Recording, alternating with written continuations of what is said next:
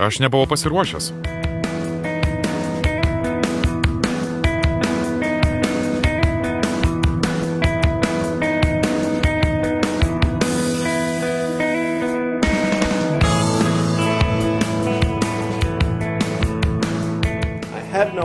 Aš neturiu nei rankų, nei kojų, bet esu labai dėkingas, kad turiu štai šį plakantį viščiuko sparnelį. Žmonės mane pamatė netenka žado. Buvo šaunus nuotykis ant vandens kalnelių, čiuožiau žemyn visiškai vienas.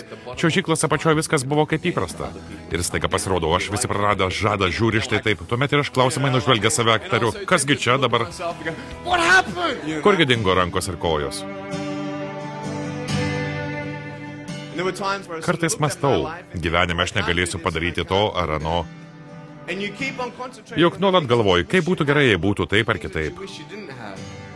Ir kažkaip pamiršti tikrasis vertybės. Gyvenime aš niekada nekartoju, aš noriu rankų ir kojų, noriu, kad būtų rankos ir kojos. Aš norėčiau turėti rankas ir kojas. Norai ir svajonės dėja nepadės, bet aš atradau kelias esminės gyvenimo vertybės. Pirmiausia, atradau gebėjimą būti dėkingu. Atrodo, jau 8 metų būdamas mačiau apie savo likimą ir ateitis lyg ir buvo nuspręsta. Niekada nevesiu, niekada neturėsiu darbo, gyvenimas bus nevisavertis, beprasmis. Na, koks gi aš vyras, jei net negaliu pimti savo žmonos už rankos. Save menkinti neteisinga, nes tu tikrai nesi menkesnis už kitus.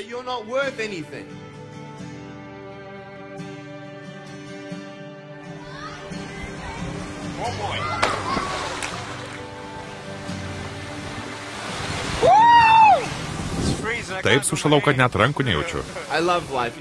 Aš myliu gyvenimą. Daug kas klausia, kodėl tu nuolat šypsaisi.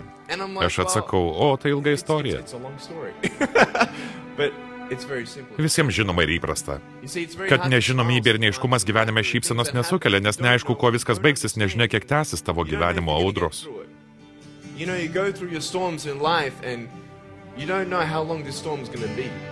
Šiandien norėčiau papasakoti apie savo atrastas gyvenimo tiesas, kurios tik turi jums.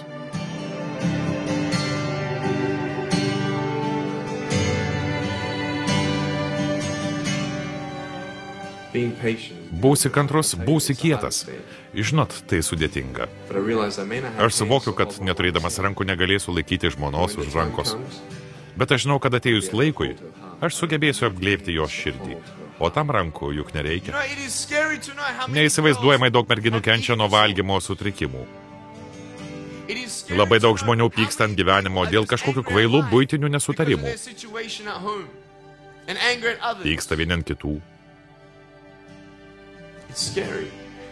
Siaubingai daug žmonių jaučiasi beviltiškais menkystomis.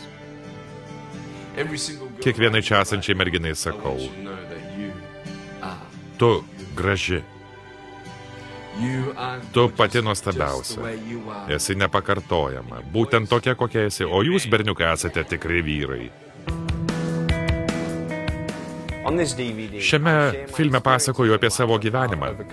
Kaip man pavyko susidoroti su savo gyvenimo iššūkiais, sunkumais, nes matau naują, šviežią gyvenimo tikslą – būti dėkingam, svajoti ir niekada nepasiduoti.